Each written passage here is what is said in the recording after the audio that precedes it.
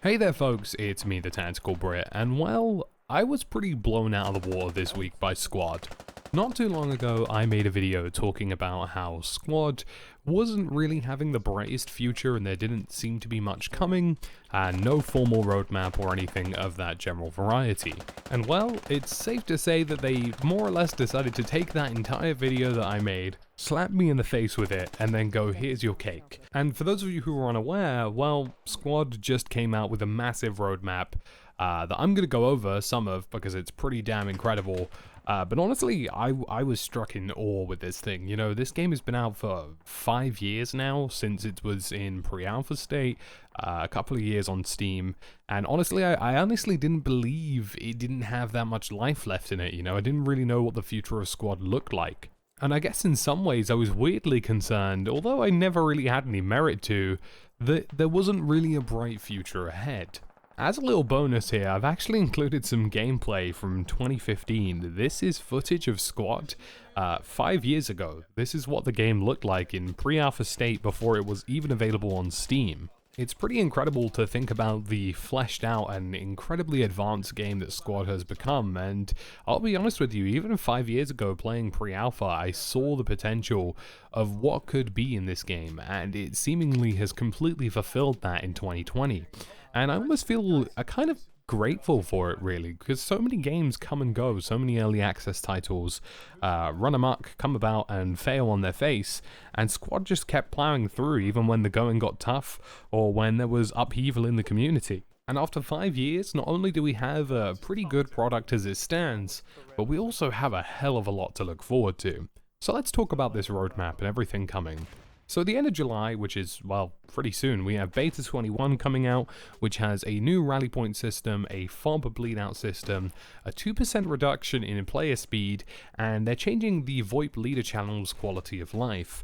They're actually making it possible to split audio between left and right ears, which is pretty incredible. They're making rally points an actual physical item that you pick up and resupply, which is a way of making them more tangible, more important in the field, I feel, and a FOB bleed out system to make sure that FOBs aren't just, you know, this constant source of infantry that never seems to end, but also a source that doesn't immediately disappear the second an A10 gun run has its say. We also have 100 player testing, which is pretty incredible, and probably what I'm most looking forward to is new content, which seems to have the intention of bringing the Russian faction a little bit more up to date. We have the updated SVDM, which looks like a fully fledged marksman level rifle, and not something that just at the moment lacks a lot of punch and lacks a lot of characteristics.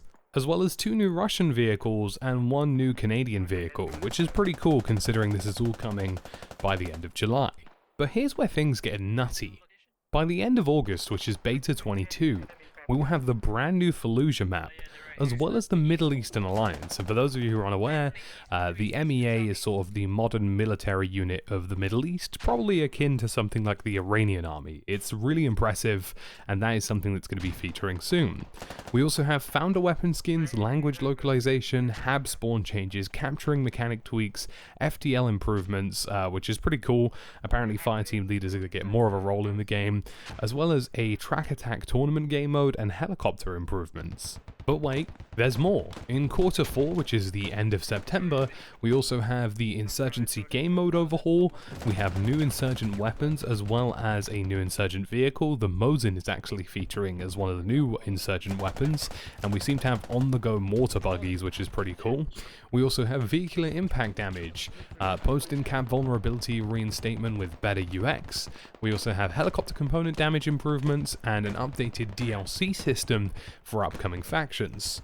And then it just continues to get madder and madder. We've got a new map called Operation Anvil, the Australian faction, and 3 new British vehicles by the end of October, as well as an Insurgency game mode overhaul, which is desperately needed, and a gameplay layer overhaul, which comes in 2 phases, phase 1 in September, phase 2 in October. And then in December, it's the 5th anniversary of Squad. I presume that's the Steam anniversary. And we have a brand new map called Black Coast. We also have a new faction which is the US Marine Corps, which again is going to be a lot like the US Army, but will feature new weapons and likely amphibious vehicles, which is part of the gameplay. Allegedly, fast roping is coming, which is something that we have wanted for a very, very long time, and a gameplay layer overhaul phase 3 is being implemented in place. And then, just when you thought we were running out of stuff, we have a new map and also a brand new faction called the Pan-Asia faction. Now, this is likely just going to be the Chinese faction, but of course they can't call them that for political reasons and just the fact that the game actually is popular in China, but probably will get very swiftly banned if anything comes up of that variety. And we also have a commander resource point system, territory control game mode overhaul, impact damage to vehicles, impact damage to pedestrians, a UI overhaul, an after action report implementation, joystick support, and ultra wide monitor support. And there also is loads of other changes that I haven't mentioned as well. Dead is coming back to some iteration. They're also adding something called voice dampening, which means that when a priority transmission is coming from a commander, the rest of the audio in the game will be drowned out automatically. There is going to be fire team lead improvements to allow them to do stuff like placing fortifications, which is pretty cool, including FTLs, the ability to have an automated FTL system made, and then you can choose your fire team leaders. But in the case where you get a squad leader who's less in tune, FTLs will automatically be assigned. There's going to be hab changes, and of course 100 players is the end goal, and 100 players is actually looking incredibly likely considering the testing they've done recently, and it's not looking like this distant and incredibly unlikely goal anymore. It looks like 100 players is actually something we will likely see, possibly in my opinion, by the end of the year. Honestly, I am blown away. You know, this roadmap is ridiculous. They've referred to it as a living roadmap as well, because they are aware that some things will have to change in terms of deadlines, you know, be it a feature or a certain level of content. Some of it's going to get pushed back, some of it might be pushed forward. It's just one of those systems, and I'm kind of glad that they haven't named specific dates, but rather given themselves a window to release in, because when you name dates, you end up disappointing people when that content is or isn't inevitably ready.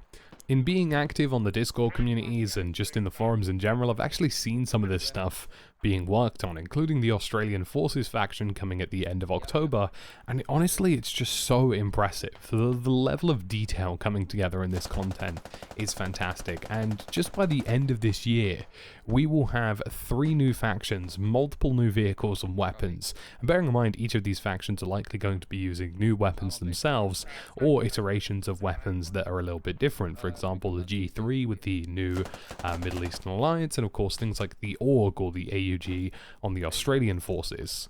Not to mention the US Marine Corps, which also brings in amphibious vehicles, which actually leaves the door open for more amphibious vehicle gameplay, and also more importantly, feasibly some kind of you know, seaborne based gameplay. It's not guaranteed, but the fact that we actually have a functioning, you know, water-based system with vehicles is a good first step in that general direction.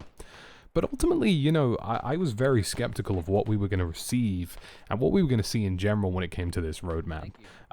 You know, it seemed as though this game was going to be, you know, not necessarily in a bad place, but not necessarily having any new content to draw fans or new players back into the game. And almost the second I made that video, the squad development team were like, well, actually, you know, we've kind of been working on some stuff and we just haven't shown you guys. And the initial roadmap that was leaked was vastly underwhelming in comparison to what we're seeing here.